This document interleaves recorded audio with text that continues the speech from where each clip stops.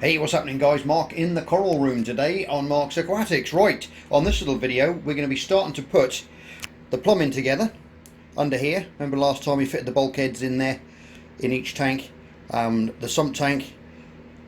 We're going to put all the plumbing now. We're going to put the drains down, the ball cocks in, stop valves, all that carry on. We're going to fit all those in today, and also we're going to be fitting in the lights as well. Now I've got these hanging kits right there, okay.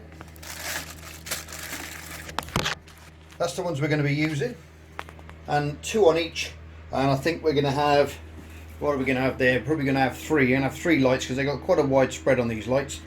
These are the ones that I'm going to be using. My old Aqua Illuminations lights there. Still brilliant lamps. A lot of people these days look for the state of the art, the top of the range and all that carrying, but I tell you what, you won't beat these LED lights, because back in the day they were spot on and nearly £500 a pop, and I've got about 8 of these in total, which I'm going to put all around the place in here. And you can pick these up now fairly cheaply for maybe 80 to £100 each, with a controller if you're lucky. So if you come across one of these guys, Aqua Illuminations, get it. I know they got the Vegas and they got all the different ones now, but these AI Sols are the ones that I've always used, and I've had amazing coral growth with them. Okay, right, what we've got to do is I've got to get these hanging kits. Now these, normally the hanging kits that you get with lamps, they screw in here and you pull the cable, and as you know, they've got that little grippy part in there, and that grips the cable. Pardon me, I'll go through all that when we get through it. But I used to have these on a clip on a big long frame, and they used to slide in on these, and so we've got to take those out. And this is why we've got to go down to the builders merchants, because I've got to get some of this threaded bar, which I put on here many moons ago. Unscrew that, and what I've got to get now is some eyes. I've got to get some of that diameter, okay, which is about 3.9 mil, I think that is, diameter threaded bolt. So I'll take that with me. We'll go down to my builders merchants, but I've got to get some of this with an eye on the top, okay, the threaded eyes, because then we can put the cable through. And then with these ones actually, sorry, these ones screw into the ceiling, and so I'm going to need an eye at the bottom, because if you're going to put these hanging kits, right guys, I'll put these in the description box below, because these are super cheap. Now if you're going to buy a proper hanging kit for a light, it's going to cost you anywhere up to 30 quid, which is absolutely ridiculous for what they are. But what these are for suspended ceilings. I'm not sure if you're familiar with them, with the little square tiles, foot square tiles or bigger, that you can hang up. Now this hangs up the metalwork on the inside, which they fit into, okay, but I'll put them in and I'll show you how they work, and they're fantastic. They really are. You just got to make a couple of adjustments and save yourself a lot of money, okay. We've got the box of bits ready to go. We've got the valves. Thought about fitting these, but I don't think I will now. I think I'm just going to get a couple of goosenecks, which I'm going to bring up the back from the sump, from the return pumps, with a little duck bill on, and I'm just going to angle them around. I'm just going to hang them over the top. It's going to be a lot easier. Otherwise I'm going to start drilling all through the tanks again and making extra holes. I picked these up. I will use them on something different, maybe on an acrylic build or something like that, for a nice little return. It'll be quite nice. But I don't think I'm going to use them on this build. And we've got some other bits in here as well. We've got some pipe. These are all the new bends that I needed, that I ordered on the last one. Remember, I had the 45 degrees and the 90 degree bends as well, which we're going to need to go from that bulkhead right there. Now I've got all my lights here. I've got wave makers. I've got all kinds of stuff in this box here, which we're going to be fitting in here soon. And you guys are going to be, I know you're going to be happy with this. I got it in here, look. I have the jellyfish tank in. The wall's been painted black. Reversed one of them sockets up over the top. I've got my Mark's Aquatics sign over the top of there, which I'm going to put behind the jellyfish tank, I think, so it shows through it. Built the stand. Obviously I've got to finish the stand off and make all that nice, but that's against here, and it's going to look quite good in there, I think, when it's all done. In fact, I'll give you a little demo now, because I've got one of my lights. When I built this, I built it to fit one of these aqua illumination lamps on the top. Exactly right, you see, because I've got the beautiful blue lights and things in there, and I've got that little sign, that little Marks Aquatic sign, which I fitted up there. I don't know if that's plugged in. I'll have a look now. Let's see if I've plugged it in. Hey, there you go, look at that. So that's going to go behind the tank, I think. And now we can turn on this one. And if I go back, and then I can turn this lamp off, give it a couple of seconds to warm up, switch that light off. Ooh, that's a nice colour. And look at that. That's what it looks like there at the back. Looks quite dandy, I think. And with those little jellies in there now, with that black wall behind it, it's going to be absolutely amazing, I think, with those jellyfish going along there. Now what I've done is also, for draining out, I'm not sure if you can see in the bottom there, but I've drilled a hole through there, and I've put that pipe on all the way down to that head there, so I can drain this out. Okay, so what I basically do is, when I want to clean the filter out, I know a lot of you said it was going to be difficult to clean, and I agree with you. It's going to be. It's not the easiest filter to clean, but it's just how I designed it. Obviously, it's just for my personal use here, and for in the coral room here. So it's only me that's going to have to play around with it. But I can take that little piece out. Remember, I made that on the laser cutter, and I can just lift that out, and I can pump those sponges and then open up the valve, and it'll drag everything straight through, then down into the drain, so we can refill it with some lovely fresh seawater for these little jellyfish when we put them in, which is going to be absolutely fantastic. Look at that. So there you go, there's something else which you can and if you want to see how I built this, guys, you can look back. It's called the jellyfish tank build, I think. It's in my playlists. Pop back and you can see how I made that from scratch. And I know a lot of you have been wanting to see this up and running, me included, and it has taken some time, but like I said, I've been put back with various bits and stuff. So but we're getting there slowly now. So what I've got to do is go down. I've got to get some eyes now for the, let me put the light back on. Whoa, camera didn't know what was happening there. Yes, so we're going to fit these lights and we're going to do this plumbing. That's the game plan today. So let's get down the shop. Right, okay guys, I've been down the shop and I've bought and hung all the lights. Now, with the jellyfish tank in here, I've got even less room now.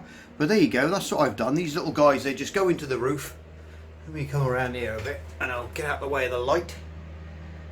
Now you can see there the way you can get these ends, and as you pull up, they won't come back down unless you press a little button underneath, okay? Like that there.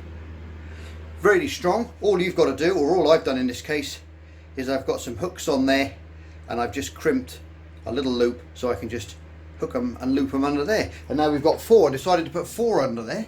I've got the 4 of the same ones, so I thought I'd put a span of 4. That's a 6-foot long tank, so I've put 4 along there.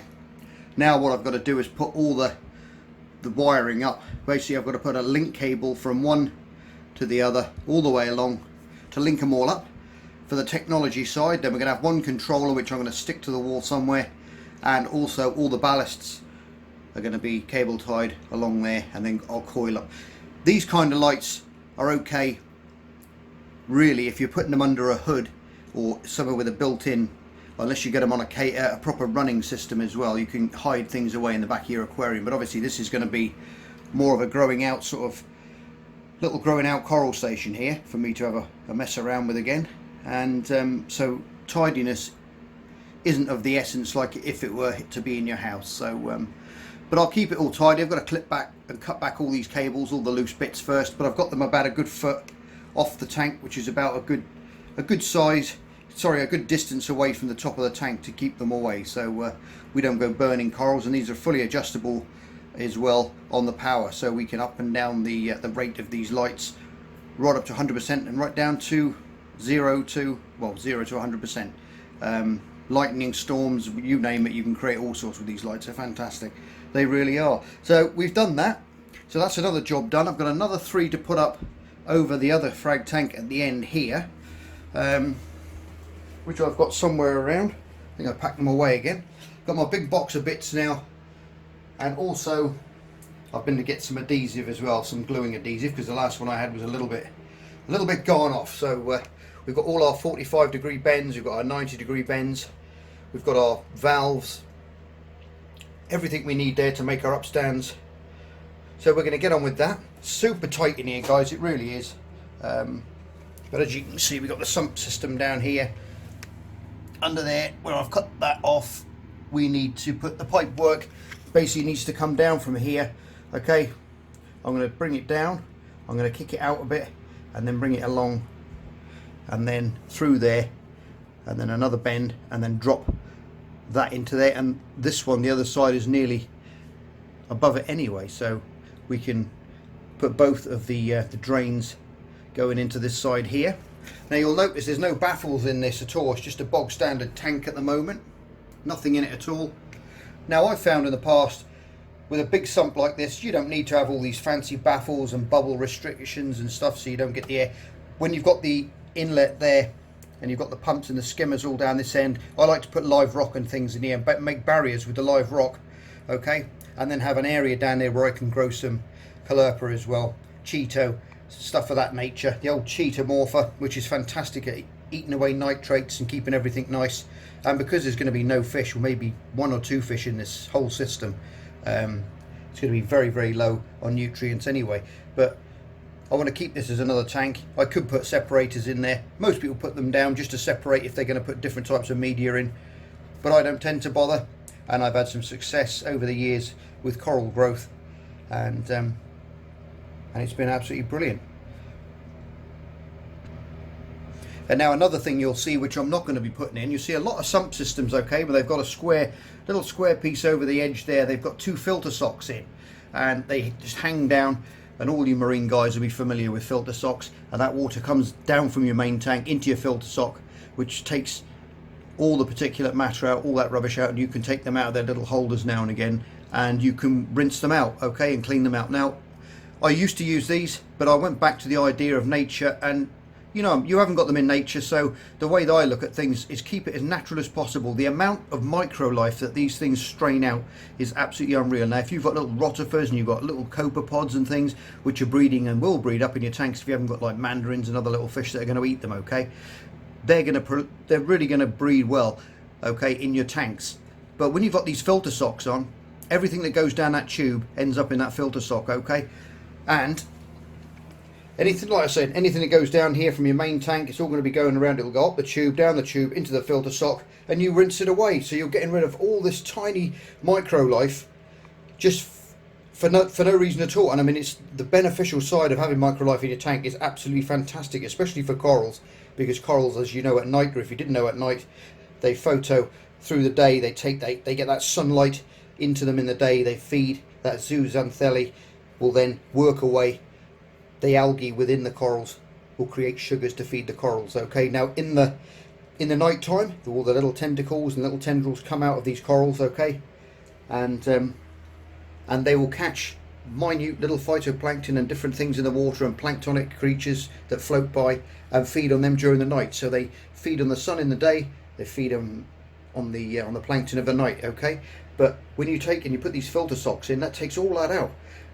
So unless you're adding it in, and then when you add these things in, whether it be live copepods, they end up going down there as well, and they're not going back into the system. So the way I do it, don't use filter socks at all. So anything that goes down into that sump goes in amongst all that Cheeto, the live rock, and everything else down in that sump. Then in return, goes back to the return pump, blown back up, and blown back into the tanks again. Now you're going to get a lovely breeding colony of copepods down in there as well, which are going to keep feeding the top tanks, okay. So my advice, and it's only my advice, I steer away from filter socks. I think they just strain and drain everything out of a system that you've put in there, okay. Your skimmer's going to take so much out anyway, but with those additionally taking things out, you're going to strip everything out of your tank, okay. So that's the reason why I don't use them. Right guys, what I'm going to do now is I'm going to do all this plumbing, and then I'll get back to you and I'll take you back through it, what I've done when I've done it. Right, okay guys, there you go. Plumbing now is all in. Both tee-offs come down from one tank, so I've got an isolation valve there. if I ever need it at any time, and another one there coming from the big tank above through there. So that's all the plumbing done. Very straightforward. Make sure you do a dry run first. That means make sure don't put any solvent on any of these joints first until you're happy with everything. Everything's cut to the right length and you've done everything in the correct way.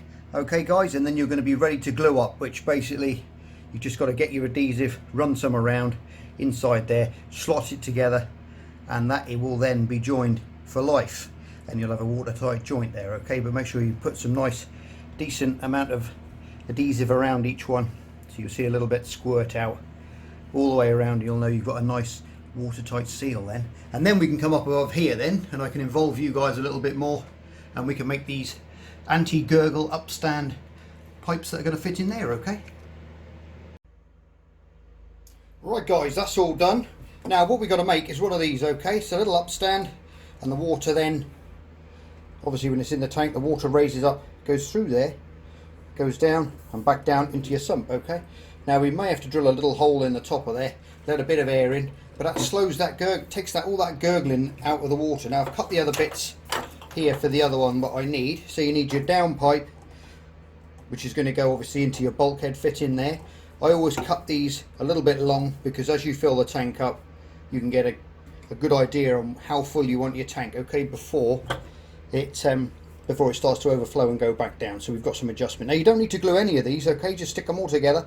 That means you can take them apart for cleaning as well, because it's in the tank where the water is. You haven't got any worries of anything leaking. Okay, so that basically just slots onto there. Now when you cut these bits, dry it first, push that in, put your finger there, obviously double that length for the other half that's going to slide on, and then you end up cutting these little pieces like that. Okay, you need to put one of those in the top of there. Some of them are tighter than others. My goodness, that one is tight. I think I'll swap that one out, see if we got another.